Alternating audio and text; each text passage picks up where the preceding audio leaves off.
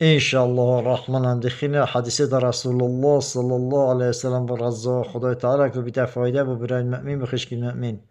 و ابن خزیمته و حبان رضا خدای تعالی هر که بید که هر بین انه صلی الله علیه وسلم رسول الله صلی الله علیه وسلم صعد المنبر جهل شبو سمنبر سجا گد آمین آمین آمین پشت کو خطبه خواند یا رسول الله صلی الله علیه وسلم سمنبر هات خر قيل يا رسول الله إنك صعدت المنبر فقلت آمين آمين آمين أصحابك قلت يا رسول الله تا وقتك شو سمنبر جال شو سمنبر تسيجا قلت آمين آمين آمين حکمتوی چیه یا قاصد خدای جل و علا ام چه تینگشتین ما چه نزانیم فقال إن جبريل عليه السلام أتاني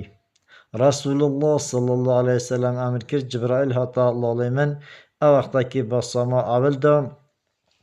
گوتم یا محمد علیه السلام هر کسی که امتا تا بگه هیا رمضان و عمله که هوتو نکد بر رضا خدای تعالی که خدای راضی بید یعنی راست و درست بود خدای توبه نکد اطاعه خدای نکد که خدای راضی بید کیت آگره خدای دور بید بیجه آمین مش گوتی آمین و با سما دوی دا جبرائیل علیه السلام گوتم یا محمد هر کسی که کو امتاتا دای که بابیت و شربن و یا کو چاکی گه دای بابی خونه کد و یا دای بابی کو پیر بن عمله که هوتو چاکی که هوتو گنه که کو دای بابیت و راضی بن کیت آگره و خدای دور بید بیجه آمین مگود آمین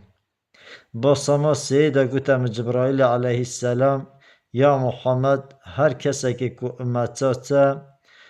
بحث نویتا لالا بهتا کرن صلوات ستالی نداد کیت آگره خدای دور بید بیجه آمین مگود آمین ایجا او آمینه که اول امسوی راستین که رمضانم که گوره رمضان چند زوره که رسول الله صلی الله علیه وسلم حدیثه که خدا آمد کرد ذکر الله فی رمضان مغفور له ذکر کردن خدای تعالی جل و علا های رمضان دا لخوشبینه با گناه توه حدیثه دا رسول الله صلی الله علیه وسلم آمد کرد نوم الصائم عبادت نوستنا انسان روژی عبادته و صمته تسبیح خود کرنا تسبیحات و عمله ذکر کرنا با خدای تعالی